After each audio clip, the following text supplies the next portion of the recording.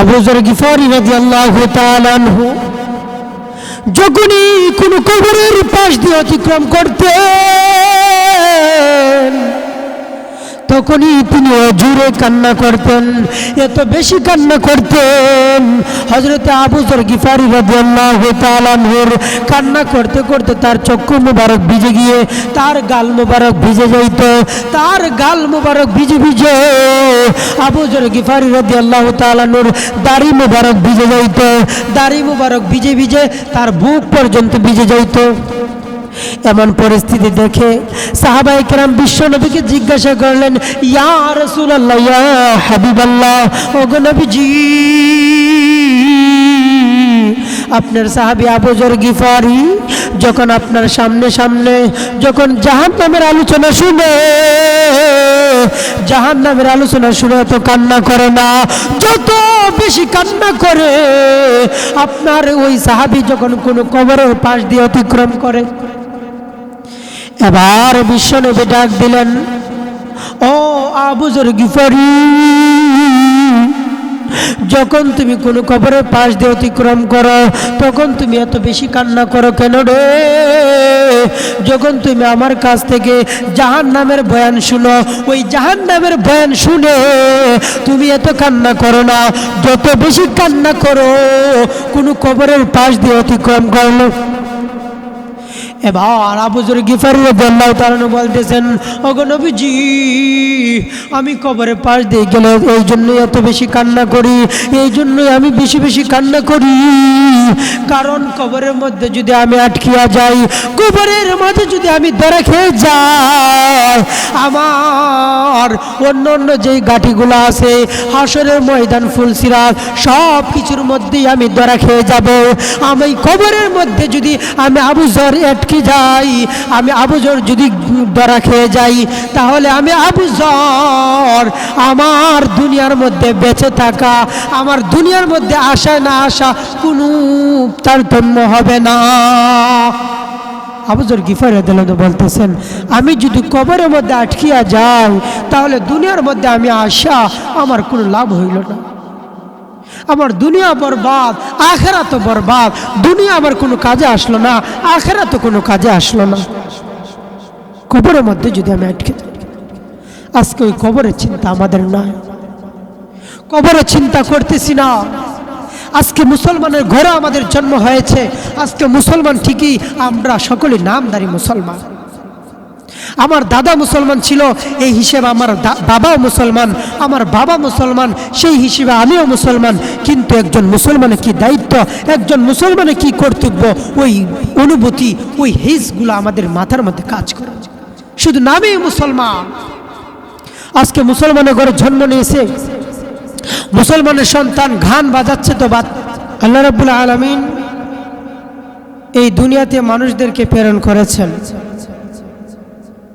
এই দুনিয়াতে আল্লাহ রাব্বুল আলামিন মানুষদেরকে যে প্রেরণ করেছেন, এই মানুষের মধ্যে অনেক রকমের আছে, মানুষের মধ্যে অনেক তারতম্য আছে। দুনিয়ার মধ্যে মানুষদেরকে আল্লাহ সৃষ্টি করেছেন, এই সৃষ্টির মধ্যে কিছু তারতম্য আছে। কেমন তারতম্য? যেমন কোনো মানুষকে আল্লাহ রাব্বুল আলামিন মানুষের রং কালো হিসেবে দুনিয়াতে প্রেরণ করেছেন।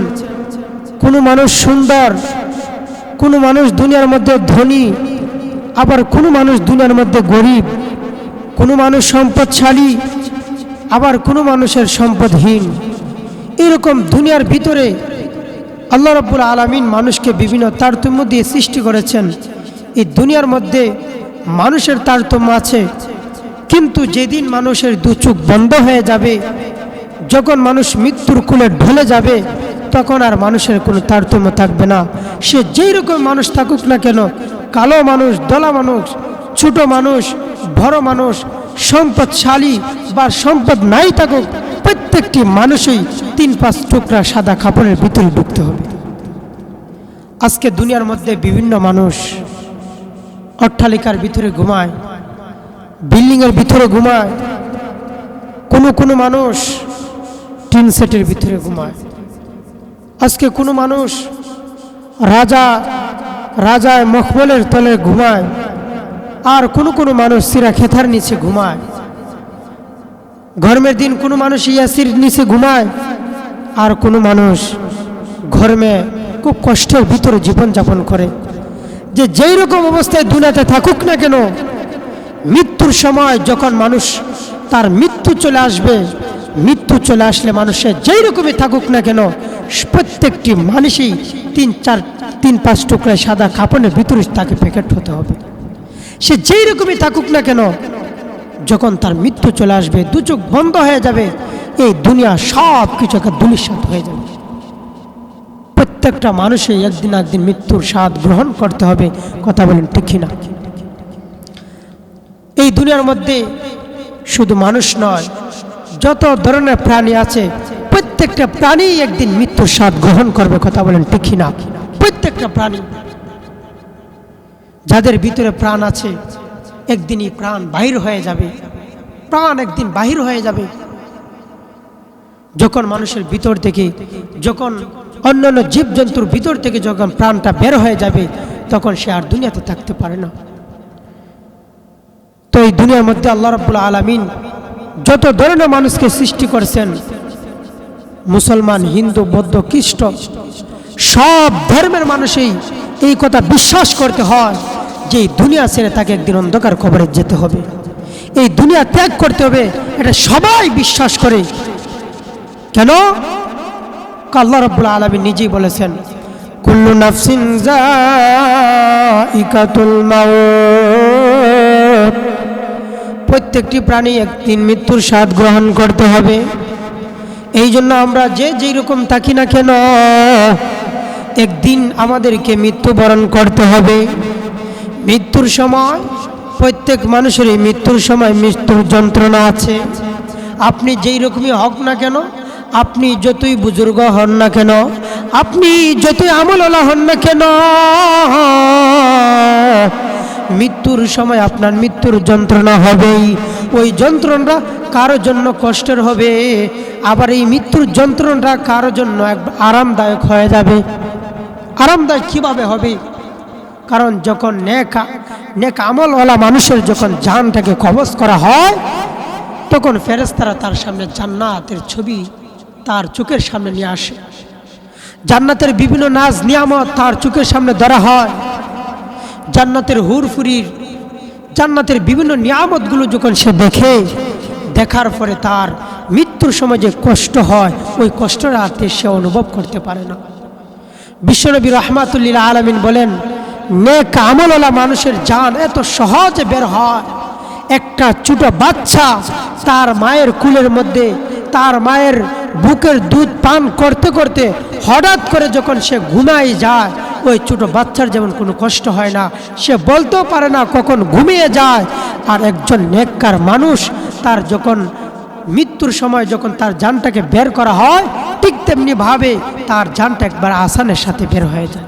সুবহানাল্লাহ। সে বলতেও পারে না কখন তার মৃত্যু হয়ে যায়। মৃত্যুর যন্ত্রণা অবশ্যই সকলের অবধারিত আছে। কারণ আল্লাহ রাব্বুল আলামিন সূরা শুআরা 88 নম্বর আয়াতের মধ্যে বলেন, আমি যে আয়াতে কারিমা খুতবার মধ্যে পাঠ করেছিলাম, ওই আয়াতের মধ্যে আল্লাহ রাব্বুল আলামিন বলেন, ইয়াউমা লা ইয়ানফাউ মালু ওয়ালা বানুন, মৃত্যুর সময় প্রত্যেক মানুষের মৃত্যুর যন্ত্রণা হবে। আল্লাহ রাব্বুল আলামিন সূরা কাফের 19 নম্বর আয়াতের মধ্যে বলেন, ওয়াজাআত সাকরাতুল মাউতি বিল হক যালিকা মা কুনতা মিনহু তাহিদ। আল্লাহ রাব্বুল আলামিন বলেন, মৃত্যুর সময় প্রত্যেক মানুষের মৃত্যুর যন্ত্রণা হবে।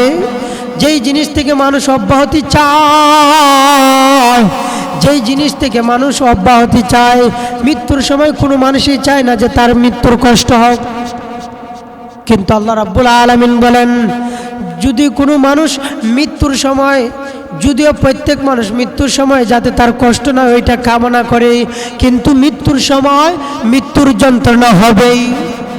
মৃত্যুর যন্ত্রণা আছে। বিশ্বনবী রাহমাতুল লিল আলামিন বলেন, ইন্না লিল মাউতি সাকারাত। বিশ্বনবী রাহমাতুল লিল আলামিন বলেন, নিশ্চয় মৃত্যুর যন্ত্রণা আছে। মৃত্যুর যন্ত্রণা সত্যি। এটা আছেই। আজকে আমরা যে মৃত্যুর যন্ত্রণায় পেরেশান, আমরা প্রত্যেকেই মনে করি আমার যেন মৃত্যুর যন্ত্রণা না হোক, কিন্তু ওই মৃত্যুর যন্ত্রণা আমাদের হবে। মানুষের যখন মৃত্যু হয় তখন কেমন কষ্ট হয়, আল্লাহু আকবার। আমরা অনেকে হযরত ঈসা আলাইহিস সালাতু ওয়াস সালামের নাম শুনেছি। হযরত ঈসা আলাইহিস সালাতু ওয়াস সালামকে আল্লাহ রাব্বুল আলামিন একটা মুজিজা দিয়েছিলেন। ওই মুজিজাটা হচ্ছে উনি মৃত মানুষকে জীবিত করতে পারতেন। সুবহানাল্লাহ বলেন। হযরত ঈসা আলাইহিস সালাতু ওয়াস সালাম, ঈসা আলাইহিস সালাতু ওয়াস সালাম একদিন ওনার কওমের পাশ দিয়ে হাঁটতেছিলেন। ওনার কওমের লোকেরা বলতেছে, ও ঈসা, আপনাকে আমরা যে একটা কবর দেখিয়ে দিব, আপনি যদি ওই কবর থেকে মৃত মানুষটাকে যদি আপনি জীবিত করতে পারেন, তাহলে আমরা আপনার উপরে ঈমান নিয়ে আসব, আপনার উপরে আমরা ঈমান আনবো, আপনি ওই কবর থেকে মৃত মানুষটাকে জীবিত করেন। এবার ঈসা আলাইহিস সালাতু ওয়াস সালাম ওই কবরের পাশে গিয়ে বলতেছেন, কুম বিইذনিল্লাহ। আল্লাহু আকবার। ঈসা আলাইহিস সালাতু ওয়াস সালাম বলতেছেন, আল্লাহর হুকুমে কবর থেকে দাঁড়িয়ে যাও। এমন সময় কবর থেকে একজন লোক দাঁড়িয়ে গেল। ওই লোকটা ছিলেন নবী, যার নাম ছিল হযরত শাম আলাইহিস সালাতু ওয়াস সালাম। হযরত শাম আলাইহিস সালাতু ওয়াস সালাম যখন কবর থেকে উঠলেন, ঈসা আলাইহিস সালাতু ওয়াস সালাম শাম আলাইহিস সালাতু ওয়াস সালামের সাথে কথাবার্তা বললেন। জিজ্ঞাসা করলেন, ও শাম, তুমি কেমন আছো? শাম আলাইহিস সালাতু ওয়াস সালাম বলেন, ও আল্লাহর পয়গম্বর ঈসা, আলহামদুলিল্লাহ আমি ভালো আছি, আপনি কেমন আছেন? এইরকম কথোপকথন যখন চলছিল, হযরত জিবরাইল আলাইহিস সালাতু ওয়াস সালামের মাধ্যমে আল্লাহ রাব্বুল আলামিন জানিয়ে দিলেন যে আপনি কবর থেকে যাকে জীবিত করছেন ওনাকে গিয়ে জিজ্ঞাসা করেন, উনি যদি বলেন দুনিয়াতে আরো থাকতে চান তাহলে ওনাকে থাকার সুযোগ দেওয়া হবে। হযরত ঈসা আলাইহিস সালাতু ওয়াস সালাম, হযরত ঈসা আলাইহিস সালাতু ওয়াস সালাম ওই কবর থেকে যাকে উঠিয়েছিলেন হযরত শাম আলাইহিস সালাতু ওয়াস সালামকে জিজ্ঞাসা করলেন, ও আল্লাহর পয়গম্বর শাম, দুনিয়াতে আপনি তো নবী ছিলেন, আপনি যদি আবার দুনিয়াতে থাকতে চান আপনাকে থাকার সুযোগ দেওয়া হবে, আপনি কি থাকতে চান? এবার শুনেন আল্লাহর পয়গম্বর, তাহলে আবারও কি আমার সামনে হযরত আজরাইল আলাইহিস সালাতু ওয়াস সালাম আসবেন? আবারও কি আমার প্রাণ বায়ুকে আবার আমার ভিতর থেকে বের করবেন? হযরত ঈসা আলাইহিস সালাতু ওয়াস সালাম বলতেছে, হ্যাঁ, আপনি যদি দুনিয়াতে আবারও থাকেন, আবারও আপনাকে মৃত্যুর সময় মৃত্যুর স্বাদ গ্রহণ করতে হবে। হযরত শাম আলাইহিস সালাতু ওয়াস সালাম বলতেছেন, না না, আমি আর দুনিয়াতে থাকতে চাই না, আমি যেখানে ছিলাম, আমি কবরের মধ্যে যেরকম ছিলাম আমাকে ওই রকমই থাকতে দেন, আমি আবার দুনিয়াতে থাকতে চাই না। কারণ আমি আজ থেকে 2000 বছর পূর্বে আমার মৃত্যু হয়েছিল, 2000 বছর পূর্বে আমার যে মৃত্যু হয়েছিল, ওই মৃত্যুর সময় আমার যে কষ্ট হয়েছিল, মৃত্যুর সময় যে মৃত্যুর যন্ত্রণা হয়েছিল, আজকে পর্যন্ত আমি ওই মৃত্যুর যন্ত্রণা এখনো অনুভব করতেছি। সুবহানাল্লাহ। হযরত শাম আলাইহিস সালাম বলতেছে, একজন নবী হয়ে কি বলতেছে যে আমার 2000 বছর পূর্বে মৃত্যু হয়েছিল, আজকে পর্যন্ত আমি আমার যে 2000 বছর পূর্বে মৃত্যু হয়েছিল, আজকে পর্যন্ত আমি কবর থেকে আমি ওই মৃত্যুর সময় যে কষ্ট হয়েছিল ওই কষ্টটা এখনো অনুভব করতেছি, এখনো অনুভব করতেছি। তাহলে মৃত্যুর সময় মানুষের কত কষ্ট হয় চিন্তা করে দেখেন। আজকে আমরা দুনিয়ার মধ্যে এমনভাবে বসবাস করতেছি, মনে হচ্ছে যে আমাকে মৃত্যুবরণ করতে হবে না, আমাকে মৃত্যুবরণ করতে হবে না, আমাকে যদি মৃত্যুবরণ করতে হয় আমার মৃত্যুর যন্ত্রণা হবে না। কেন রে যুবক ভাই, ও আমার যুবক ভাইরা, তোমাকে কে গ্যারান্টি দিয়েছে যে মৃত্যুর সময় তোমার কষ্ট হবে না? মৃত্যুর সময় তোমার মৃত্যুর যন্ত্রণা হবে না, এই কথা তোমাকে কে গ্যারান্টি দিয়েছে? আহা, আজকে আমরা একবার চিন্তা করি না যে আমাকে মৃত্যুবরণ করতে হবে। হযরত ইদ্রিস আলাইহিসসালাতু ওয়াসসালামের নাম আপনারা অনেকেই শুনেছেন। ছোট্ট একটা ঘটনা বলে সকলে মনোযোগ দিয়ে শোনার চেষ্টা করেন। হযরত ইদ্রিস আলাইহিসসালাতু ওয়াসসালাম একবার মৃত্যুর আগে উনি মানুষের কীরকম মৃত্যু হয় ওই মৃত্যুর স্বাদটা বোঝার জন্য উনি হযরত আজরাইল আলাইহিসসালাতু ওয়াসসালামকে আবেদন করলেন, যে আজরাইল, আমি মৃত্যুর আগে একবার মরতে চাই, বুঝতে চাই যে মৃত্যুর সময় কেমন কষ্ট হয়। হযরত আজরাইল আলাইহিসসালাতু ওয়াসসালাম রব্বুল আলামিন মালিকের কাছে আবেদন করলেন, ও রব্বুল আলামিন মালিক, আপনার পয়গম্বর হযরত ইদ্রিস আলাইহিসসালাতু ওয়াসসালাম উনি মৃত্যুর আগেই একবার মৃত্যুবরণ করে দেখতে চান মৃত্যুর সময় মানুষের কেমন অনুভব হয়। আল্লাহ বললেন, ঠিক আছে, আপনি ওনার জানটাকে বের করে দেন। হযরতে আজরাইল আলাইহিসসালাতু ওয়াসসালাম হযরত ইদ্রিস আলাইহিসসালাতু ওয়াসসালামের জানটাকে বের করলেন। বের করার পরে কিছুক্ষণ পরে আবার তার ভিতরে জানটাকে ফিরিয়ে দিলেন। ফিরিয়ে দেওয়ার পরে এবার জিজ্ঞাসা করতেছেন, ও আল্লাহর পয়গম্বর ইদ্রিস, পরীক্ষামূলকভাবে আপনার জানটাকে আমি কবজ করেছিলাম। কবজ করে কিছুক্ষণের ভিতরে আমি আবার আপনার ভিতরে জানটাকে দিয়ে দিলাম। এবার আপনার অনুভূতি কি?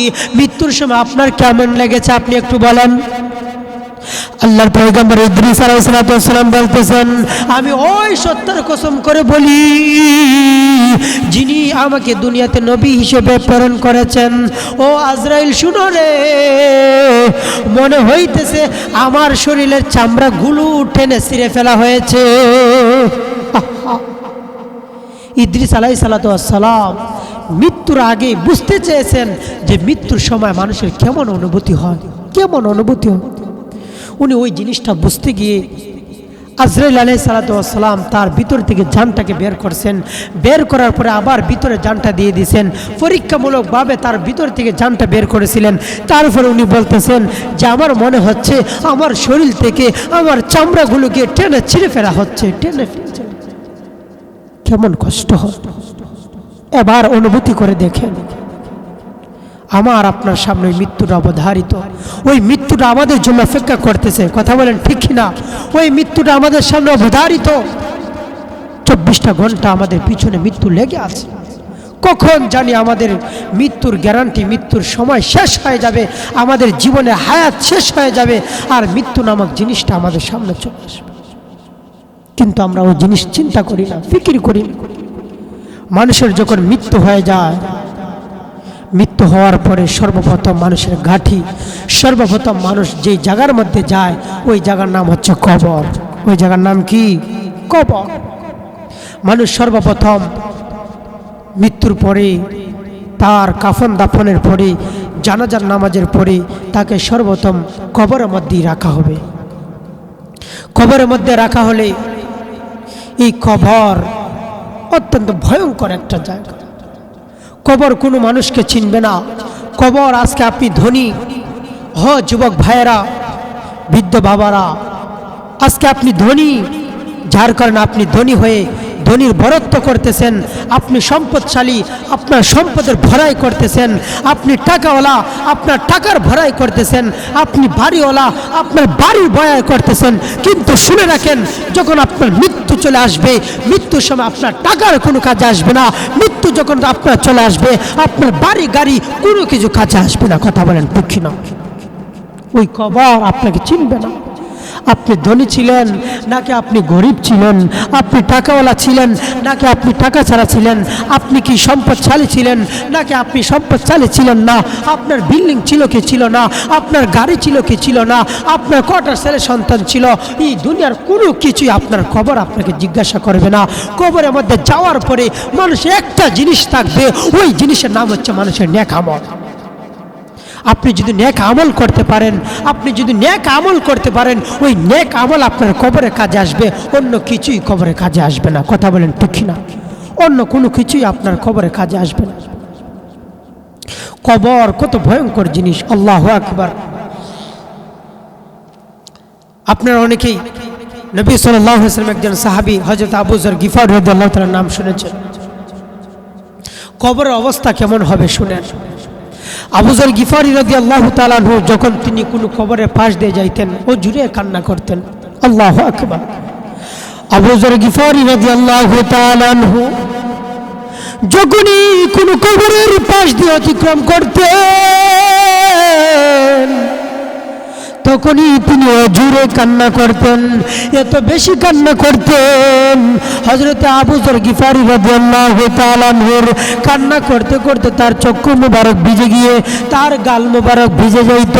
তার গাল মুবারক ভিজে ভিজে আবু যর গিফারী রাদিয়াল্লাহু তাআলা আনহুর দাড়ি মুবারক ভিজে যাইত। দাড়ি মুবারক ভিজে ভিজে তার বুক পর্যন্ত ভিজে যাইত।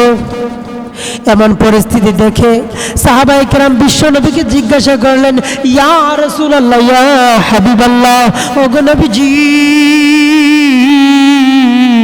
আপনার সাহাবী আবু যর গিফারী যখন আপনার সামনে সামনে যখন জাহান্নামের আলোচনা শুনে, জাহান্নামের আলোচনা শুনে তো কান্না করে না, যত বেশি কান্না করে আপনার ওই সাহাবী যখন কোনো কবরের পাশ দিয়ে অতিক্রম করে। এবার বিশ্বনবী ডাক দিলেন, ও আবু যর গিফারী, যখন তুমি কোনো কবরের পাশ দিয়ে অতিক্রম করো তখন তুমি এত বেশি কান্না করো কেন রে? যখন তুমি আমার কাছ থেকে জাহান্নামের বয়ান শুনো, ওই জাহান্নামের বয়ান শুনে তুমি এত কান্না করো না, যত বেশি কান্না করো কোনো কবরের পাশ দিয়ে অতিক্রম করলো। এবার আবু যর গিফারী রাদিয়াল্লাহু তাআলা বলতেছেন, ওগো নবীজি, আমি কবরের পাশ দিয়ে গেলে এই জন্যই এত বেশি কান্না করি, এই জন্যই আমি বেশি বেশি কান্না করি, কারণ কবরের মধ্যে যদি আমি আটকিয়া যাই, কবরের মধ্যে যদি আমি ধরা খেয়ে যাই, আমার অন্য অন্য যেই গাঠিগুলো আছে হাসরের ময়দান ফুলসিরাত সব কিছুর মধ্যেই আমি ধরা খেয়ে যাব। আমি কবরের মধ্যে যদি আমি আবু যর আটকে যাই, আমি আবু যর যদি ধরা খেয়ে যাই, তাহলে আমি আবু যর আমার দুনিয়ার মধ্যে বেঁচে থাকা, আমার দুনিয়ার মধ্যে আসা না আসা কোনো তারতম্য হবে না। আবু যর গিফারী রাদিয়াল্লাহু বলতেছেন, আমি যদি কবরের মধ্যে আটকিয়া যাই তাহলে দুনিয়ার মধ্যে আমি আসা আমার কোনো লাভ হইল না, আমার দুনিয়া বরবাদ, আখিরাত বরবাদ। দুনিয়া আমার কোনো কাজে আসলো না, আখিরাত কোনো কাজে আসলো না। কবরের মধ্যে যদি আমি আটকে যাই, আজকে ওই কবরের চিন্তা আমাদের নাই, কবরের চিন্তা করতেছি না। আজকে মুসলমানের ঘরে আমাদের জন্ম হয়েছে, আজকে মুসলমান ঠিকই, আমরা সকলে নামধারী মুসলমান। আমার দাদা মুসলমান ছিল, এই হিসেবে আমার বাবাও মুসলমান, আমার বাবা মুসলমান, সেই হিসেবে আমিও মুসলমান। কিন্তু একজন মুসলমানের কি দায়িত্ব, একজন মুসলমানের কি কর্তব্য, ওই অনুভূতি, ওই হিসগুলো আমাদের মাথার মধ্যে কাজ করে। শুধু নামেই মুসলমান। আজকে মুসলমানের ঘরে জন্ম নিয়েছে, মুসলমানের সন্তান গান বাজাচ্ছে তো বাতাহিবাতিহি ওয়া বানি। আল্লাহু আকবার। আল্লাহ রাব্বুল আলামিন বলতেছেন, ও দুনিয়ার মুসলমানেরা, ও দুনিয়ার মানুষেরা রে, ওই দিনকে ভয় করো যেই দিন আপন ভাই তার ভাই থেকে পলায়ন করবে, ওই দিনকে ভয় করো যেই দিন আপন সন্তান সন্তানাদি থেকে আপন মা বাবা পলায়ন করবে, ওই দিনকে ভয় করো যেই দিন আপন স্বামী থেকে তার স্ত্রী পলায়ন করবে, ওই দিনকে ভয় করো যেই দিন সন্তান সন্তানাদি কোনো কাজে আসবে না। আল্লাহ রাব্বুল আলামিন ওই দিনকে ভয় করতে বলেছেন, যেই দিন মানুষের কোনো কিছুই কাজে আসবে না, সন্তান সন্তানাদি টাকা পয়সা ঘর বাড়ি কোনো কাজে আসবে না। মুফাসসিরিনে কেরাম বলেন, ওই দিন দ্বারা উদ্দেশ্য করা হয়েছে কাল কিয়ামতের দিন হাসরের ময়দান। কারণ হাসরের ময়দানে মানুষের কোনো কিছুই কাজে আসবে না, হাসরের ময়দানে কারো কোনো কিছু কাজে আসবে না। যখন মানুষের আমল নামাকে পরিমাপ করা হবে, যখন দেখা যাবে কোনো কোনো মানুষের একটা নেকির জন্য সে জান্নাতে যাইতে পারবে, এমনও কোনো মানুষ আছে যার নেকি এবং বদি সমান সমান, একটা নেকির জন্য সে জান্নাতে যাইতে পারবে না। এমন পরিস্থিতি হাসরের ময়দানে ওই লোকটা চতুর্দিকে শুধু গুড় করতে থাকবে। ঘুরতে গিয়ে তার আপন বাবাকে বের করবে, বাবাকে গিয়ে বের করে বলবে, ও আমার প্রাণের বাবা, আপনি আমাকে দুনিয়াতে কত ভালোবেসেছেন, আমাকে দুনিয়াতে কত মহব্বত করেছেন, আপনি আমার জন্য মাথার ঘাম পায়ে ফেলেছেন। বাবা ঘ, আজকে একটা নেকির জন্য আমি জান্নাতে যাইতে পারতেছি না, আপনি আমাকে একটি নেকি দেন না। তখন বাবা বলবে, দূর হও, দূর হয়ে যাও, দুনিয়াতে আমার কোনো সন্তান ছিল না, তুমি কোথায় থেকে সন্তান আসলো? ঠিক তেমনি ভাবে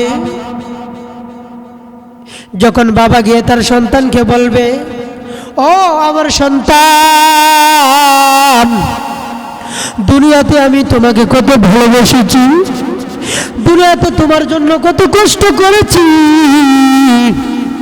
সন্তান রে, আজকে আমি তোমার বাবা হয়ে একটা নেকির জন্য জান্নাতে যাইতে পারতেছি না, আমাকে তুমি একটি নেকি দাও না, একটা নেকি নিয়ে আমি জান্নাতে চলে যাই।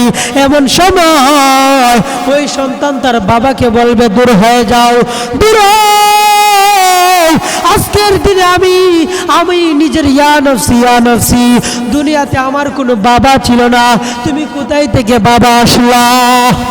আহা, সন্তান বাবাকে চিনে না, আর বাবাও সন্তানকে চিনে না, বাবাও সন্তানকে চিনে। ঠিক তেমনি ভাবে স্বামী যখন তার স্ত্রীকে গিয়ে বলবে, ও আমার প্রাণের স্ত্রী, দুনিয়াতে তোমাকে আমি কত ভালোবেসেছি, দুনিয়াতে আমি তোমাকে কত মহব্বত করেছি, ও প্রাণের স্ত্রী, তোমার জন্য আমি কত কষ্ট করেছি, তোমার জন্য আমি আমার মা বাবাকে ত্যাগ করেছি, আমার মা বাবার সাথে আমি সংসার পর্যন্ত করি নাই, তোমাকে সুখ দেওয়ার জন্য যখন আমি বাজারে যাইতাম বাজার করার জন্য, বাজার শেষে আমি স্বামী তোমার জন্য কত কিছু কেনাকাটি করতাম, তোমার জন্য আঙ্গুর আপেল নিয়ে আসতাম, এসে বলতাম, ও আমার প্রাণের স্বামী স্ত্রী, তুমি ওই আপেলগুলা নেও, ওই আঙ্গুরগুলা নেও, ওইগুলা নিয়ে তুমি লুকিয়ে খাও, যাতে কেউ না দেখে, তুমি একা একা খাইবা। আমি স্বামী হয়ে তোমাকে কত মহব্বত করতাম, প্রাণের স্ত্রী গ, আজকে একটা নেকির জন্য আমি জান্নাতে যাইতে পারতেছি না, তুমি আমাকে একটা নেকি দেও না, একটা নেকি পেলেই আমি জান্নাতে চলে যাব। এমন সময় স্ত্রী বলবে তার স্বামীকে, দূর হয়ে যাও, দুনিয়াতে আমার কোনো বিয়ে হয় নাই, তুমি স্বামী আসলা কোথায় থেকে? স্ত্রী, আপন স্ত্রী তার স্বামীকে এরকম কথা বলবে, আপন ছেলে তার বাবাকে চিনবে না, আপন বাবা তার সন্তানকে চিনবে না, কেমন পরিস্থিতি একটা অবস্থা হবে। আপন ভাই তার ভাইকে চিনবে না, আপন বোন তার বোনকে চিনবে না, আপন মেয়ে তার মাকে চিনবে না, আপন ছেলে তার বাবাকে চিনবে না। ওই হাসরের ময়দানে কঠিন মুমূর্ষময় অবস্থায় আমার আপনার কি অবস্থা হবে? আজকে দুনিয়ার জন্য তো পেরেশান, দুনিয়ার সন্তান নিয়ে ব্যস্ত, দুনিয়ার গাড়ি বাড়ি নিয়ে ব্যস্ত, কিন্তু এই দুনিয়া কোনো কাজে আসবে না। যুবক, মনে রাখো, যখন তোমার দু চোখ বন্ধ হয়ে যাবে, তোমার সব ধূলিসাৎ হয়ে যাবে। আজকে তোমার যৌবনের তাড়নায় কত গুনাহ করতেছ, আজকে যৌবনের তাড়নায় কত অন্যায় কাজ করতেছ, কিন্তু তুমি কি একবারে চিন্তা করেছো তোমার এই যৌবনের তাড়না একদিন থাকবে না? কিন্তু তোমার যৌবনকালের গুনাহগুলো ঠিকই থেকে যাবে। যদি মালিকের কাছ থেকে তওবা না করে মাফ না নিতে পারো, তোমার এই যৌবনের তাড়না, তোমার যে গুনাহ করেছিলা ওই গুনাহ ঠিকই তো থাকবে, কিন্তু তোমার যৌবনের তাড়না থাকবে না। গুনাহ ঠিকই থাকবে, কিন্তু তোমার যৌবন থাকবে না। যুবক, এখনো সময় আছে, চিন্তা করো, এখনো তোমার অনেক সময় আছে। এখানে যারা যুবক উপস্থিত হয়েছেন, আপনাদের এখনো সময় আছে, এখনো আপনাদের জীবনের অনেক বয়স বাকি আছে। আল্লাহ না করুক এখনো যদি আপনাদের মৃত্যু চলে আসে, কি করবে? কত যুবক চিন্তা করে, কত যুবক বলে, হুজুর এখনো তো বয়স আছে, এখনো বিয়ে করি নাই, এখনো সন্তান হয় নাই, সন্তান হয়েছে, এখনো তো বিয়ে দিতে পারি নাই, আর একটু বয়স হোক না, দাড়ি মুছ পাইকে যাক না, তারপরে দাড়ি রাখবো। কিন্তু যুবক, তুমি কি একবারও চিন্তা করেছো? তুমি চিন্তা করতেছো যে তোমার দাড়ি মুছ পাকবে, তুমি বিয়ে শাদী করবা, তোমার বয়স হবে, কিন্তু যুবক তুমি একবারও কি চিন্তা করো না তোমার মতন কত যুবক, আমার মতন কত যুবক মারা যায়, গাড়ির চাকার নিচে পিষিয়ে মারা যায়, কত রোগে সুগে কত যুবক মারা যাচ্ছে। তুমি বিয়ে করবা, তোমাকে কে গ্যারান্টি দিয়েছে তুমি বিয়ে করবা? তোমার বয়স অনেক হবে, তোমার বয়সের গ্যারান্টি কে দিয়েছে? তুমি বিয়ে করেছো, তোমার সন্তান হবে, তোমার সন্তানের গ্যারান্টি কে দিয়েছে? তোমার সন্তান হয়েছে, তোমার সন্তানকে বিয়ে দিবা, তারপরে তোমার মৃত্যু হবে, তোমার এই জীবনের বয়সের কে গ্যারান্টি দিয়েছে? কোনো গ্যারান্টি নয়, কোনো গ্যারান্টি নয়। বিশ্বনবী সাল্লাল্লাহু আলাইহি ওয়াসাল্লাম একবার সাহাবায়ে কেরামদেরকে জিজ্ঞাসা করেছিলেন, ও আমার সাহাবায়ে কেরাম, তোমাদের মৃত্যুকে তোমরা কত কাছে মনে করো? সাহাবায়ে কেরাম বললেন, ইয়া রাসূলুল্লাহ, ইয়া হাবিবাল্লাহ, ওগো নবীজি, মৃত্যুটাকে আমরা অনেক কাছে মনে করি। কোন সাহাবায়ে কেরাম বললেন, ইয়া রাসূলুল্লাহ, আমি আমার মৃত্যুটাকে একদিন মনে করি, আমি মনে করি আজকে আসি, আগামীকাল থাকবো কি থাকবো না, ওই আগামীকাল থাকার বিষয় নিয়ে আমার গ্যারান্টি নাই। অন্যজন সাহাবী বললেন, ইয়া রাসূলুল্লাহ, ইয়া হাবিবাল্লাহ, ওগো নবীজি, আমার মৃত্যুটাকে আমি এত কাছে মনে করি, আমি মনে করি আজকে জোহরের নামাজ পড়েছি, আসরের নামাজ পড়তে পারবো কি পারবো না, ওই আসরের নামাজ পড়ার কোনো গ্যারান্টি নাই। আজকে ইশারের নামাজ পড়েছি, ফজরের নামাজ পড়তে পারবো কি পারবো না, ওই নামাজ পড়ারও আমার গ্যারান্টি নাই। কোন সাহাবায়ে কেরাম বলেছেন, ইয়া রাসূলুল্লাহ, ইয়া হাবিবাল্লাহ, আমি এক ঘন্টারও কোনো গ্যারান্টি নেই না। এবার বিশ্বনবী বললেন, ও সাহাবায়ে কেরাম রে, মনোযোগ দিয়ে শুনো, তোমরা মনে করেছো কেউ একদিনের গ্যারান্টি নাই, আবার কেউ ভাবেছ তোমার এক ঘন্টার গ্যারান্টি নাই, কিন্তু আমি নবী, আমার জীবনটাকে, আমার মৃত্যুটাকে আমি এত কাছে মনে করি, আমার মৃত্যুটাকে আমি এত কাছে মনে করি। আমি নামাজে যখন ডান দিকে সালাম ফিরাই, আমি নবী মনে মনে চিন্তা করি আমি বাম দিকে সালাম ফিরাইতে পারবো কি পারবো না, ওই বাম দিকে সালাম ফিরানোর গ্যারান্টি গো আমার কাছে না। আল্লাহু আকবার। বিশ্বনবী সাল্লাল্লাহু আলাইহি ওয়াসাল্লাম বলতেছেন যে আমি ডান দিকে সালাম ফিরিয়েছি, বাম দিকে সালাম ফিরিতে পারবো কি পারবো না, ওইটারও আমি কোনো গ্যারান্টি নেই, ওইটারও কোনো গ্যারান্টি নেই না, ওইটা আমার কোনো গ্যারান্টি নাই। আমি ডান দিকে সালাম ফিরিয়েছি, বাম দিকে সালাম ফিরিতে পারবো কি পারবো না, ওইটা আমি জানি না। মৃত্যু চলে আসতে পারে, চলে আসতে পারে। আর আজকে আমরা যুবক হয়ে, আজকে আমরা কত মানুষ আমরা মনে করি আমার আরও অনেক হায়াত আছে, আমি আরও অনেক বছর বাঁচবো, কিন্তু না, কখন কার মৃত্যু হয়ে যায় বলা যায় না। যুবকদের উদ্দেশ্যে বলবো, এখনও সময় আছে, দাড়ি রেখে দাও, এখনও সময় আছে, নামাজ পড়া শুরু করো, এখনও সময় আছে, গুনার কাজ পরিত্যাগ করো, কারণ কখন কার মৃত্যু হয়ে যায় কেউ বলতে পারে না, কেউ বলতে পারে। যখন মৃত্যু চলে আসবে, যখন মৃত্যু চলে আসবে, দু চোখ বন্ধ হয়ে যাবে, দুনিয়ার সব কিছু শেষ হয়ে যাবে, মায়া ভালোবাসা সব কিছু ধূলিসাৎ হয়ে যাবে। বিশ্বনবী সাল্লাল্লাহু আলাইহি ওয়াসাল্লাম বলেন, হুব্বুদ দুনিয়া রাসু কুল্লি খাতিআ, এই দুনিয়ার ভালোবাসা সমস্ত গুনাহের মূল, সমস্ত গুনাহের মূল। আজকে আমাদের ভিতরে দুনিয়ার ভালোবাসা আছে না নাই? দুনিয়ার ভালোবাসা আছে না নাই? অবশ্যই দুনিয়ার ভালোবাসা আছে। আজকে আমরা দুনিয়া নিয়ে ব্যস্ত হয়ে গেছি, দুনিয়ার ভারী গাড়ি, দুনিয়ার টাকা পয়সায় ব্যস্ত হয়ে গেছি। আজকে আমরা মানুষ, যার টিনের ঘর আছে চিন্তা করে কিভাবে একটা বিল্ডিং ঘর করবে, যার বিল্ডিং ঘর আছে চিন্তা করে কিভাবে দুতলা ঘর করবে, এইরকম চিন্তা করতে করতে থাকে, এরকম আশার কোনো শেষ নাই।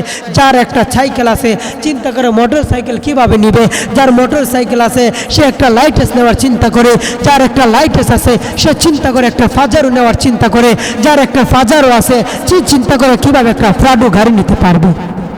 মানুষের আশার কোনো শেষ নাই, আশার কোনো শেষ নাই। আহা, তুমি আজকে এত আশা করতেছো, আজকে তুমি দুনিয়ার এত কিছু স্বপ্ন দেখতেছো, তুমি আজকে তোমার চোখের ভিতরে এমন একটা চশমা পরিধান করেছো যেই চশমার রং হচ্ছে লাল নীল, যে চশমা পরিধান করার কারণে আজকে তুমি দুনিয়ার সব কিছু তুমি রঙিন দেখতেছো, দুনিয়ার সব কিছু তোমার কাছে ভালো লাগতেছে, তোমার কাছে ভালো লাগতেছে যে দুনিয়ার সব কিছু তোমার কাছে কত লাল নীল লাগতেছে, কত সুন্দর লাগতেছে। কিন্তু যখন তোমার মৃত্যু হয়ে যাবে, এই দুনিয়ার লাল নীল, এই দুনিয়ার স্বপ্ন সব কিছু চূর্ণ বিচূর্ণ হয়ে যাবে, চূর্ণ বিচূর্ণ হয়ে যাবে। এই জন্য আমাদের সকলকে খাঁটি দিলে আল্লাহ রাব্বুল আলামিনের কাছে তওবা করতে হবে। যতই আমাদের গুনাহ হয়ে যায়, গুনাহ যতই করে ফেলি না কেন, আল্লাহর রহমত থেকে নৈরাশ হয়ে যাবে না। কারণ কি, আল্লাহ রাব্বুল আলামিন নিজেই বলতেছেন, ইয়া আইয়ুহাল ইনসান, ইয়া আইয়ুহাল ইনসান মা গাররাকা বিরাব্বিকাল কারীম। আল্লাহ রাব্বুল আলামিন বলতেছেন, ও দুনিয়ার মানুষেরা, তোমাদেরকে আমি মালিক, তোমাদেরকে আমি আল্লাহর থেকে কে তোমাদেরকে বিমুখ করেছে? আমি আল্লাহ রাব্বুল আলামিন থেকে তোমাকে কে গাফেল করে রেখেছে? কে গাফেল করেছে? আল্লাহ রাব্বুল আলামিন বান্দাদেরকে কত সুন্দর করে ডাকতেছেন, তোমাকে আমি মালিক থেকে কে তোমাকে গাফেল করেছে? যুবক, সম্মানিত উপস্থিতি, আমাদের প্রত্যেককে চিন্তা করতে হবে যে আজকে আল্লাহ রাব্বুল আলামিন যে বলেছেন যে তোমাদেরকে কোন জিনিস আমি মালিক থেকে নৈরাশ করেছে, আমার মালিক থেকে গাফেল করেছে, আমাদেরকে চিন্তা করতে হবে। আজকে কি আমার মোবাইল আমাকে আমার মালিক থেকে দূরে সরে দিয়েছে? আমাকে চিন্তা করতে হবে। আজকে আমার ফেসবুকের কারণে আমার মালিক থেকে আমাকে দূরে সরে দিয়েছে, আমার ইমোর কারণে আমার মালিক থেকে আমাকে দূরে সরে দিয়েছে। আজকে আমি অনলাইনে সময় দেওয়ার কারণে, আমি ফেসবুকে সময় দেওয়ার কারণে, আমি অন্য অনলাইন জগতে ডুব দেওয়ার কারণে আজকে আমার মোবাইল, আমার অনলাইন আমাকে আমার মালিক থেকে দূরে সরে দিয়েছে। তাহলে এগুলা দূর করে দিই, এগুলা দূর করে দেই। আজকে আমার বন্ধু বান্ধব আমার মালিক থেকে আমার দূরে সরে দিয়েছে। বন্ধু বান্ধবের সাথে যখন ঘুরতে যাই, নামাজের সময় চলে আসে, তখন বন্ধু বান্ধব বলে, বন্ধু এখন নামাজ পড়ার দরকার নাই, তুমি পরেও নামাজ পড়তে পারবা, এখনো তোমার নামাজের সময় আছে। যেই বন্ধু বান্ধব তোমাকে নামাজ থেকে দূরে সরে দেয়, যেই বন্ধু বান্ধব তোমাকে গুনার দিকে ঠেলিয়ে দেয়, ওই বন্ধু বান্ধবকে তুমি পরিত্রাণ করো, বরখাস্ত করো। যেই জিনিসের কারণে, দুনিয়ার যেই জিনিসের কারণে তোমাকে মালিক থেকে দূরে রাখে, ওই জিনিসকে তুমি দূরে সরে দাও, ওই জিনিসকে তুমি দূরে সরে দাও। তাহলে দেখা যাবে তুমি আল্লাহ রাব্বুল আলামিনের কাছে চলে যেতে পারবা। যতই গুনাহ করি না কেন, যতই অন্যায় কাজ করি না কেন, আমরা কার কাছে তওবা করব? আমাদেরকে আল্লাহ রাব্বুল আলামিনের কাছে তওবা করতে হবে। তওবা অত্যন্ত দামি জিনিস, চোখের পানি অত্যন্ত দামি জিনিস। বান্দা যখন চোখের পানি ফেলে ফেলে কান্না করে, আল্লাহ রাব্বুল আলামিনের আর সহ্য করতে পারে না। আল্লাহ ওই চোখের পানি ফেলনেওয়ালা লোকটাকে মাফ করে দেন। বিশ্বনবী রাহমাতুল লিল আলামিন চোখের পানির কত দাম, ওই চোখের পানি নিয়ে একটা কথা বলেছেন। বিশ্বনবী রাহমাতুল লিল আলামিন বলেন, মানুষের চোখের পানির কত দাম, মানুষের চোখের পানির কত দাম। জাহান্নামের আগুন নিবানোর জন্য দুনিয়ার সমস্ত পানি যদি একত্রিত করা হয়, দুনিয়ার ভিতরে যত সাগর মহাসাগর আছে, দুনিয়ার ভিতরে যত পানি আছে, সমস্ত পানি যদি একত্রিত করে জাহান্নামের মধ্যে নিক্ষেপ করা হয়, জাহান্নামের আগুন তো নিবানো যাবে না। জাহান্নামের একটা কোনা আর আগুন, সামান্য আগুন নিবানো সম্ভব হবে না। কিন্তু বিশ্বনবী রাহমাতুল লিল আলামিন বলেন, ও দুনিয়ার মুসলমানেরা শুনে রাখো রে, জাহান্নামের আগুন নিবানোর জন্য দুনিয়ার সমস্ত পানি দিল জাহান্নামের আগুন নিবাইতে পারবে না। যদি কোনো মানুষ আল্লাহর দরবারে চোখের পানি ফেলে দিয়ে রব্বুল আলামিন মালিককে প্রকৃতভাবে ভয় করে, আল্লাহর কাছে যদি কাটি দিলে তওবা করে আর 2 ফোঁটা চোখের পানি ফালাইতে পারে, আল্লাহ রব্বুল আলামিন ওই চোখের পানির উসিলাই করে জাহান্নামের আগুন নিভিয়ে দিবে। সুবহানাল্লাহ। দুনিয়ার সমস্ত পানি একত্রিত করলে জাহান্নামের আগুন সামান্যটুকু নিবানো সম্ভব না। কিন্তু আমি আর আপনি যদি আল্লাহর ভয়ে, জাহান্নামের ভয়ে, কবরের ভয়ে, মৃত্যুর ভয়ে যদি আল্লাহর কাছে খাটি দিলে তওবা করতে পারি আর চোখের থেকে 2 ফোঁটা পানি ফালাইতে পারি, তাহলে আল্লাহ রাব্বুল আলামিন আমাদের সমস্ত গুনাহগুলোকে ক্ষমা করে দিবেন, ক্ষমা করে। আল্লাহ রাব্বুল আলামিন আমাদেরকে কত সুন্দর করে ডাকতেছেন।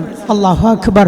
আল্লাহ রাব্বুল আলামিন বলতেছেন, কুল ইয়া ইবাদিয়াল্লাযীনা আসরাফু কুল ইয়া ইবাদিয়াল্লাযীনা আসরাফু আলা আনফুসিহিম লা তাকনাতু মির রাহমাতিল্লাহ। আল্লাহ রাব্বুল আলামিন বলতেছেন, ও আমার বান্দা, ও আমার বান্দি, কুল ইয়া ইবাদিয়াল্লাযী, আল্লাহ রাব্বুল আলামিন দুনিয়ার মানুষদেরকে সম্বোধন করে বিশ্বনবীকে বলতেছেন, ওগো নবীজি আপনি মানুষদেরকে জানিয়ে দেন, কুল ইয়া ইবাদিয়াল্লাযীনা আসরাফু আলা আনফুসিহিম লা তাকনাতু মির রাহমাতিল্লাহ। ও দুনিয়ার মানুষেরা, তোমরা তোমাদের নফসের উপর জুলুম করেছ, অনেক অন্যায় করেছ, অনেক অবিচল করেছ, অনেক গুনাহ করেছ।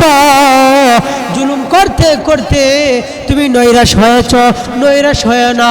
আল্লাহ রাব্বুল আলামিন বলতেছেন, লা তাকনাতু মির রাহমাতিল্লাহ। যতই গুনাহ করো, যতই অন্যায় করো, যতই তোমার নফসের সাথে জুলুম করো, তুমি আমি মালিকের রহমত থেকে নৈরাশ হয় না, তুমি আমি মালিকের রহমত থেকে নৈরাশ হয় না। আল্লাহু আকবার। আল্লাহ রাব্বুল আলামিন বলতেছেন, যতই গুনাহ করো, যতই অন্যায় কাজ করো, যতই তুমি তোমার নফসের সাথে তুমি যতই তুমি জুলুম করো না কেন, তুমি আমি মালিকের রহমত থেকে নৈরাশ হয় না। আল্লাহ রাব্বুল আলামিনের রহমত ওয়াসীম, রহমত ওয়াসীম, যার কোনো সীমা নাই, সীমা নাই। আল্লাহ রাব্বুল আলামিনের কত রহমত। যদি কোনো গুনাহগার বান্দা রাব্বুল আলামিন মালিকের কাছে তওবা করে মাফ চায়, আল্লাহ রাব্বুল আলামিন খুশি হয়ে যান। সুবহানাল্লাহ। দুনিয়ার আপন মা, দুনিয়ার আপন বাবাকে যদি কোনো সন্তান বারবার ডাকে, আম্মা আম্মা বলে ডাক দেয়, প্রথমবার ডাক দেওয়ার পরে মা বলে, কি হয়েছে সন্তান বলো। দ্বিতীয়বার যখন আবার সন্তান ডাকে, আম্মা আম্মা বলে ডাক দেয়, দ্বিতীয়বার জিজ্ঞাসা করে, কি হয়েছে বলো না কিছু। সন্তান কথা বলে না।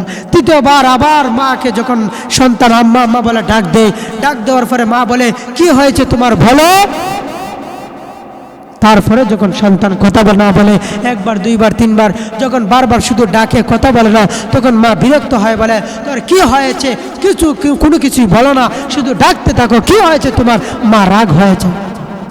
অথচ মায়ের কত মায়া, সন্তানকে মা কত মোহাব্বত করে, তারপরে মাকে বারবার ডাকলে পরে মা রাগান্বিত হয়। কিন্তু আমার মালিক, যে মালিক আমাকে সৃষ্টি করেছে, যেই মালিক আপনাদেরকে সৃষ্টি করেছেন, যেই মালিক দুনিয়াকে সৃষ্টি করেছেন, যেই মালিক আসমান সৃষ্টি করেছেন, যেই মালিক জমিন সৃষ্টি করেছেন, যেই মালিক দুনিয়ার সব কিছু সৃষ্টি করেছেন, যেই মালিকের কাছে আমাকে আপনাদেরকে একদিন আবার চলে যেতে হবে, ওই মালিক কত মায়া, ওই মালিকের কত দয়া। ওই মালিককে যদি কোনো মানুষ শতবার, হাজার বার, যতবারই ডাকুক না কেন, আমার মালিক তো গুসা করে না, আমার মালিক তো রাগ করে না। আল্লাহ, আল্লাহু আকবার। আল্লাহকে মানুষ যতই ডাকে, রাব্বুল আলামিন মালিক রাগান্বিত হন না, বরং আল্লাহ আরো খুশি হন, আল্লাহ আরো খুশি হন। কিন্তু আজকে আমরা আল্লাহ রাব্বুল আলামিনকে যেইভাবে ডাকার কথা ছিল, যেইভাবে আল্লাহর অনুগত্য করার কথা ছিল, আজকে আমরা সেইভাবে অনুগত্য করতে পারতেছি না। আজকে আমাদের মন চায় জিন্দগি, আমাদের মন যেই রকম চায় আমরা ওই রকমভাবেই চলাফেরা করতেছি। আমার মন যেই দিকে নেয় আমিও সেই দিকে যাচ্ছি, মনে যেই দিকে করতেছে, মন বলে গুনাহ করতেছি, মন বলতেছে নামাজ পড়া লাগবে না, আমি নামাজ পড়তেছি না। শয়তান আমাকে যেই দিকে চাবি ঘুরায় আমি ওই দিকেই ঘুরতেছি, আজকে ওই দিকেই ঘুরতেছি।